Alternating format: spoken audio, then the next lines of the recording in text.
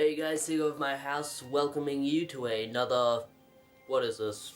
Oh yes, this is a tag video. A man, a glorious man with a glorious beard named Sandamtod had a open tag to the community, and I hope you can't hear that. And it is very dusty in here because I had to fish out a lot of games, saying, what are your most prized pickups? And this can be rare stuff from your collection, stuff that you just really like, stuff that you think is a little different, stuff you got an amazing deal on. You know, those kind of things. And anyone who wants to make a tag to this, go ahead. I won't ask anyone to do it, but if you want to, I won't stop you. So, let's start off with my old baby, the PlayStation 1. And set that one for later. A lot of these are games that I don't necessarily like, but are just really cool. And the first one is Buster Groove. Stupid glare. Buster Groove. I got this for $2, and when I got home I thought, isn't this kind of hard to find? And I looked it up. Yeah, it is. Which is funny because approximately 2 years later I got a second copy! So I have 2 copies of this, and it exists as the rarest PlayStation 1 game I have, and I use that term very loosely. I don't like to use the term rare, but expensive PlayStation 1 games I have. And I have 2 of them. Who knows how I found them? Actually, this one was at a place that I used to call the Rubbish Removers, and they were a really cool place that went downhill, and I made a video on that complaining about it, so I don't know, if you want to look through that, just look for me fucking seething. And this one I got actually kind of recently with that stupid 50 game haul I got. That cost me $50, so those are cool. And the next one, I only found out recently this game was stupidly expensive. It is Muppets Race Mania, and when a guy I know called Mr. Cover told me, yeah, it's kind of rare. I was like, huh, I think I walked past that game once. But then I looked on my shelf and I was like, oh shit, I have it. I have Muppets Race Mania, but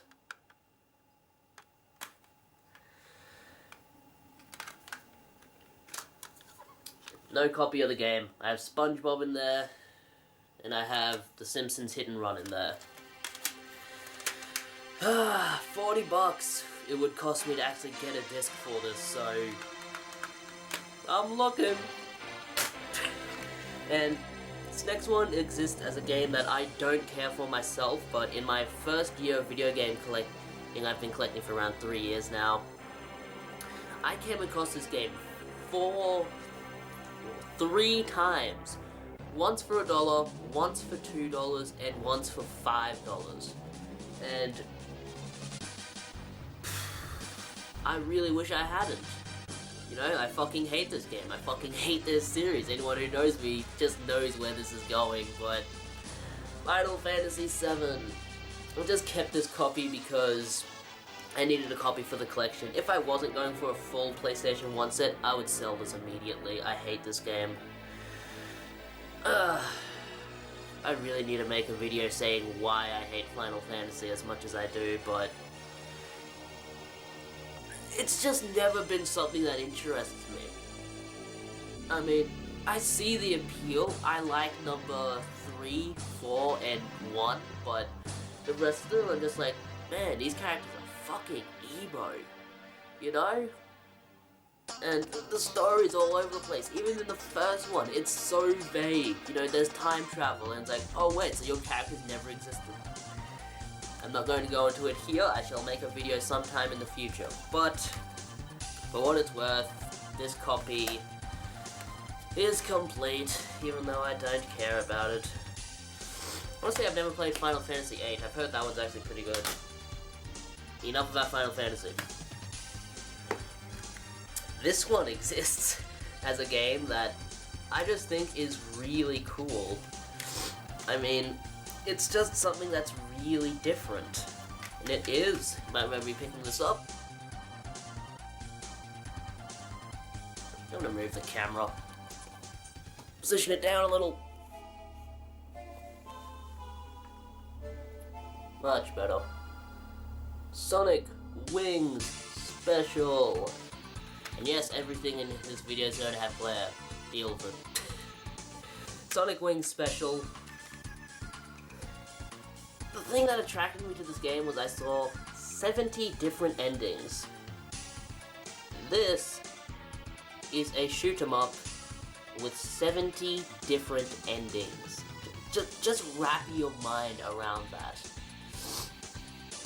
That's more endings than Bioshock. That's more endings than Daggerfall. I think this is the most endings in any video game ever. This is more endings than every Silent Hill game put together. And speaking of Silent Hill,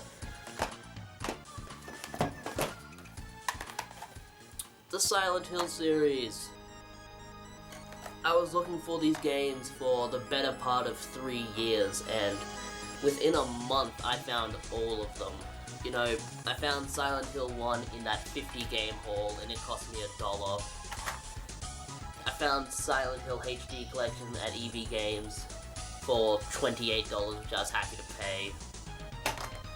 And I found Silent Hill for the Room for $3.30 something cents. So, and I've played all of these now, and they are all amazing. And it just exists as a series of games that I really enjoy, and I would not trade these off for anything. No amount of Musha's Fat Mike could make me trade this. Please give me your copy of Musha.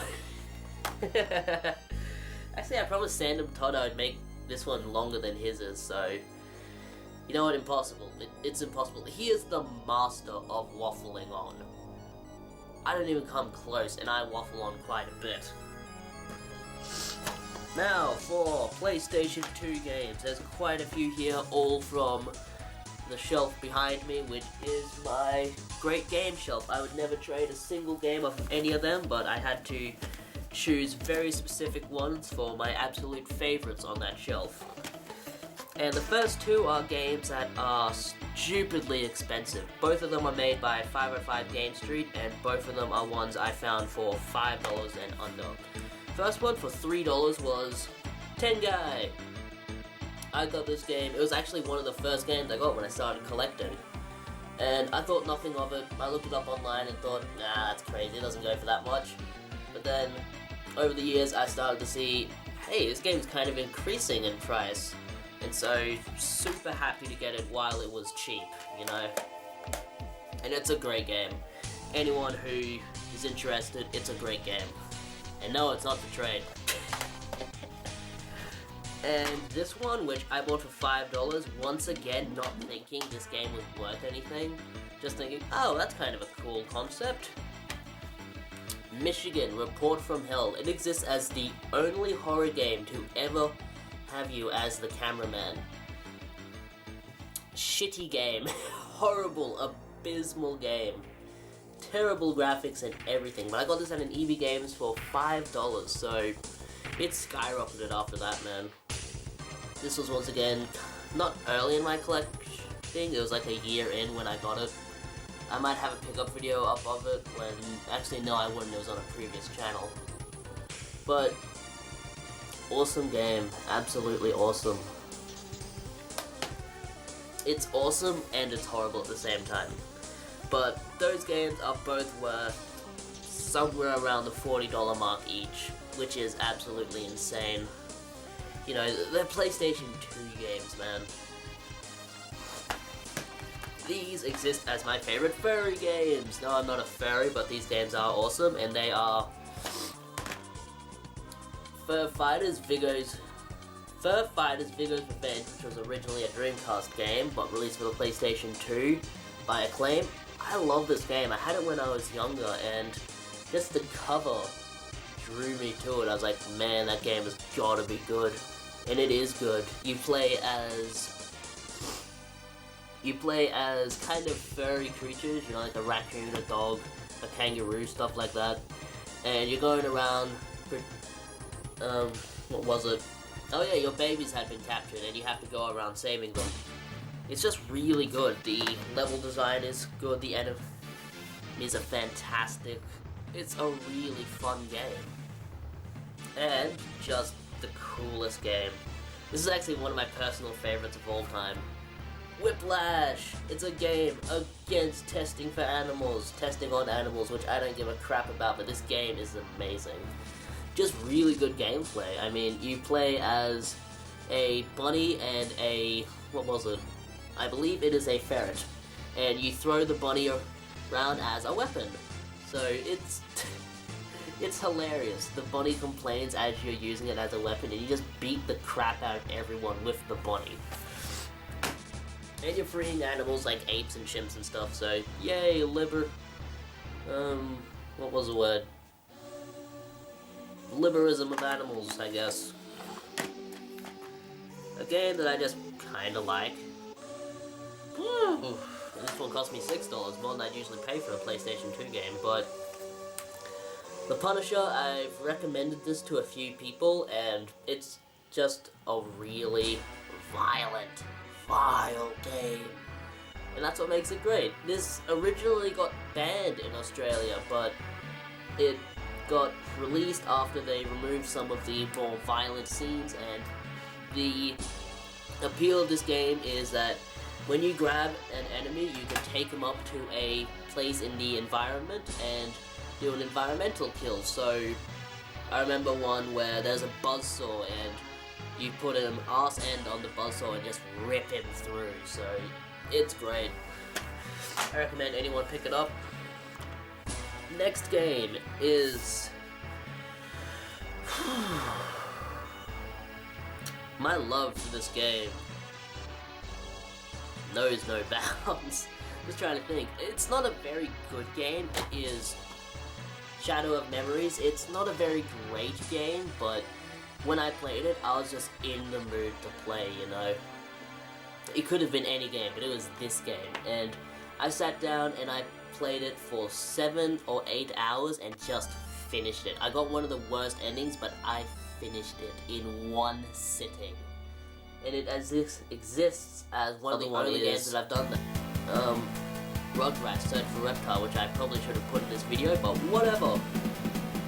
And just a good game. Good game. Good game. I remember that costing me $3, so not bad. The next ones are cheap as chips, but I just really enjoy them. I only got into them recently, but they're both games that I think are worth their weight in gold. So it is the Victorious Boxers series, and it is based on Icho the Warrior, I think? Ichi the Warrior? I don't remember. Ipo the Warrior? I don't remember, but these are just really good games, and I got these for somewhere around $3 each, and I can just play these forever. There's a lot of cool characters. I would compare this to Mike Tyson's Punch-Out, except on the PlayStation 2 and just a lot better. I like this more than Mike Tyson's Punch-Out. Here we go. $3 for that one. And no price tag on that, but I'm pretty sure it was $3. And those exist as just 2 games that I really enjoyed. This one is once again a game that when I played it, I was just really in the mood to play something, and it is Fahrenheit. Fahrenheit by, I forget who made this, but he's fairly popular and he's making Beyond Two Souls. Really cinematic. And it advertises itself as a really thinking man's game, and it is until the end part where it just fucks it all up by having your character turn into Superman. I absolutely hated that. But apart from that, the game's good, and I would never trade it for anything in the world. Apart from maybe a car or Musha. Like, don't worry, I'm gonna copy someday. Another one that I was just really in the mood to play when I played it and thought it was just really cool looking, and it only cost me $3, so War of the Monsters. This is better than any Godzilla game. It is what Godzilla games should strive to be, just running around, destroying other monsters and destroying the environment. Fun! This one is once again cheap as chips, but I love it. Intellivision lives. The history of video gaming lives. Just a cheap game. It has just pretty much every Intellivision game worth owning. 62 Intellivision games. A lot. I'm not sure if that's every Intellivision game released because I don't know much about the Intellivision, but I can play them all on my PlayStation 2 and it is cheap. Just a good game. Ooh, I should have put this with the Silent Hill ones. Silent Hill Origins. My first Silent Hill game and it drew me into the series. This PlayStation 2 one isn't that great. I recommend the PSP version a bit more, but it does provide some good backstory before the first one, so I actually recommend you play this first. This was a ex-rental, so it has a laminated manual for some reason, and stickers up the wazoo, but cool game nonetheless, cool game. These two exist, and this was early in my channel's history actually, not early in my collecting history. I was somewhere around 2 years in when I started this channel, so this exists as one of my earlier pickups, and just ones that I was super excited for. I love these. And it is the only boxed N64 games I've ever found in the wild, and they are Wave Race, I have a speech impairment when it comes to R and W, that game, 64, and F-Zero X, so just really good finds. They were $10 each, which I was happy to pay on the spot. And they're good games too, good games. But not much I can say about them, you know. I don't really care for the N60 Snore, which I am stealing from 8-Bit Goomba. Is that his name? Yeah, I think it is. These next two exist as the cheapest games I have ever bought, without a doubt. The absolute bottom of the barrel, cheapest piles of garbage. SingStar Wiggles Edition. But I bought these because they were 5 cents each. I mean, come on. How could I not? I mean, 5 cents. That's 10 cents. You can't even buy anything with 10 cents. 10 cents won't get you a biscuit, for fuck's sakes. So for 5 cents, yeah, I was gonna grab that. That was literally loose change that you find on the floor. People drop 10 cents and I don't even think to pick it up. 10 cents, man. Let's get to the DS. 2 DS games, which is kind of random, but whatever. Should have put some PSP games in this, but I can't be bothered fishing them out. But the first one I got for $10, and I showed this before. It is Sonic Colors Limited Edition Pack. It just has the game and then some figurines, but I thought it was cool enough to grab, and it was only $10, so really enjoy this one actually. Really good Sonic game. Dropgun, I don't know why you don't like 2D Sonic. Actually, I'm not a huge fan of 2D Sonic. Yeah, I like them, but I'm not going to sit down and play all of them back to back. I'll sit down and play all these games back to back though. Resident Evil. This one is Deadly Silence. Haha, Resident Evil DS, get it? Because it's on the Nintendo DS. But it is a straight remake of the original, but with motion controls. And as that sound, it actually plays really well. I recommend picking this up if you can find it. This is one of the ones I got in a trade with Mr. Alan Garnett. You need to start making videos again, sir. No idea what happened to him. No idea what happened to Mighty Mike either. You don't remember Mighty Mike? Yeah, he was awesome. But that's a cool game to get. Got it through trades. Nintendo 64 games. These exist as just the first Nintendo 64 games I got when I bought my console. When I originally bought it, it was $100 and it came with $50 in-store credit, I think, towards Nintendo 64 games, and I decided to get Turok. Why can't everything have not that kind of glare? Turok 2, and Robotron 64. So they just exist as the first Nintendo 64 games I bought. And this exists as the earliest Mega Drive game I ever bought. This was in 2010, I believe, and it was when a retro store near me called Game Traders was still open. You might remember Game Traders as a store that still exists, but there's just not one kinda near me, so I don't go there very often, but when I do, I make a video for it. But this is when they had good prices too. You know, this is before they were charging $20 for Mario Duck Hunt Loose, so Thunder Force 2. No idea why I did that, but my gun link to the channel. $4.95, $5 for Thunder Force 2. It was the first game I bought. I bought it purely to test out my Mega Drive, and it was amazing. You know, I still love that game to this day, and I've never traded it. Early PC game, Earthworm Jim. I say it exists as the perfect version of Earthworm Jim. You know, I've heard the Sega CD version is good, but Sega Mega CD is good. But I've never played that version, so this exists as the best version I have ever played.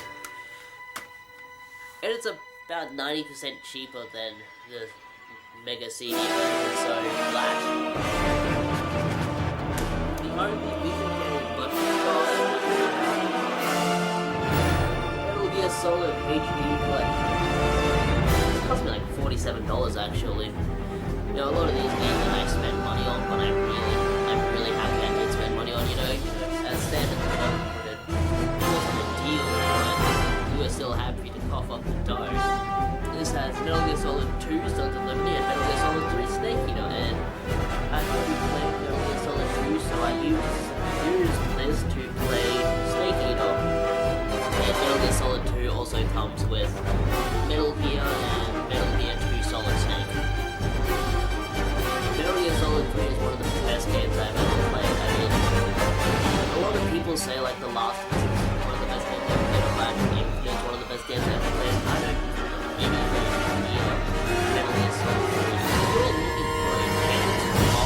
and I really consider this a James Bond game. Get Metal Gear Solid 3.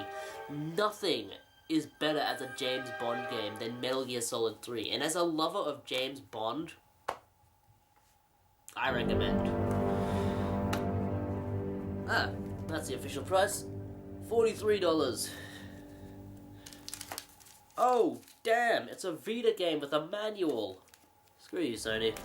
I'm not putting manuals in my Vita games. I don't want to have to download them. Damn it. The only 360 game in this bundle. And it's just because it's my favorite 360 game of all time. And once again, one of my favorite games of all time. Probably in the top 10, but I really couldn't list them. But Fallout 3 Game of the Year Edition. First game I ever bought for my 360. Blown away by the graphics, the story, the writing, the voice acting. Nothing I had ever played before was anything like this. Apart from maybe Morrowind, but that never came close. Just an amazing game. As is Fallout New Vegas and all of the Fallout series. So, and it's quite cheap now. I believe it retails for around $30, which when I bought it, it was $50, so I'd still pay that if I didn't have it. If I lost it, I would gladly pay $30 for it. It is just one of the best games ever made, in my opinion. Next games are the only games I have ever found for the PAL Sega Saturn. And can you blame me? This thing bombed over here. No one had it. No one thought to buy it. It's a piece of crap system in the PAL territories. The cases are horrible. They're flimsy. The discs fall out. No offense to the Sega Saturn, but you did not have a nice PAL release. But, all in all, I have 2 games for it. Costing me a total of $10. Pro Pinball the Web and Destruction Derby, or Derby, whatever you want to say. And just to show you the flimsiness of these, you see this? You see the insert? That is not glued onto there in any way. I mean, look at that. I mean, it is glued on, but look at the kind of glue they're using. That kind of glue. The kind of glue that you put a price sticker on with. They're hard to open. They don't stay in properly. They're flimsy as all fuck. The manual barely fits in there. No offense, pal Sega Saturn, but you are abysmal. That's my rant out of the way. But as far as it's worth, it has some good games. You know, Panzer Dragon series is great. Fuck's sake, look at that. That's ridiculous. That should never happen. No matter how old something gets. These are like 15 years old. Those Mega Drive games from 1989, they're still on the hinges, man. Only Master System game in this, and it exists as the first Master System game I bought, and therefore would never trade it off. F-16 Fighter. I bought this before I bought a Master System, actually. I was planning to get a power base converter, but I eventually decided, you know, I'll just get a Master System. They're fairly cheap. And not very good. Horrible game. But I would never trade it. And this is the first import game I ever got. One of the only import games I have, actually. And I found this at a market, and it just has Mega on the back, $4.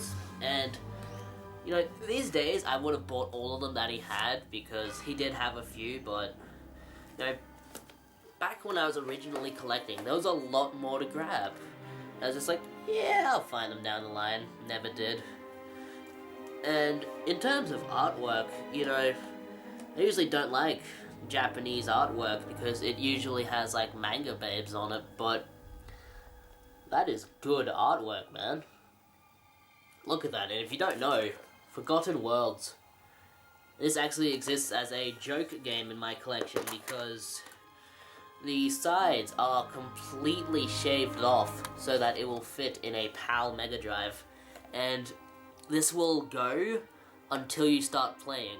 As soon as you press start, it will go to the game over screen and restart. So whenever someone comes over, I'll go, hey, I bet you can't beat the first level in this. Never have, never will. Ooh, a color manual. Cool game though. And the last game, this is actually a game I got recently. I'm not sure if I ever showed it, but it exists as a kind of token of my work experience. I worked in a library, and when people would return stuff that didn't belong to the library would do everything in their power to either return it to them or send it to a library where they would appreciate it. But when they got a Mega Drive game, someone just randomly returned this with a bunch of books. And it had been there for months. They had no idea what to do with it, and they didn't want to throw it out. And so when I got there, they showed me, and I was like, hey, you know I collect these, right? And they're like, you do? And so on the last day, they gave it to me, under the counter, of course, but still, you're not really supposed to give them away. You're not really supposed to give away, not lost property, but items that have been returned that don't belong to the library. But for this, it was either I would enjoy it or the garbage contractor would enjoy it. So we all made a conscious decision that, yeah, I think I would like it a bit more than Mr. Garbage Man. It is complete, not a very good game. I don't even know what it is. I think it's Shin-Chan Crayon. I don't read Japanese, so is this Japanese? I don't know, I don't read that language. But that is all of the games. That is all of the games that I have to show for this video. If you wish to make a response for the most prized items in your gaming collection. What the hell is wrong with me? If you wish to make a response for the most prized items in your gaming collection, please do. I would love to see the video. Just don't make it as long as this one, because no one is going to get to the end of this. Not even you, Mr. Primetime. But that is all. I will see you guys next time. Hopefully with some more pickups. Actually picked up a stupidly expensive game. I'm talking a game for the Xbox that goes in the $50 range, man. So I want to make the video, but I can't yet because I don't have enough stuff to show. Alright, that is the end. Seagull my house bidding you farewell. I need to go back and do my assignments for school, so see yas.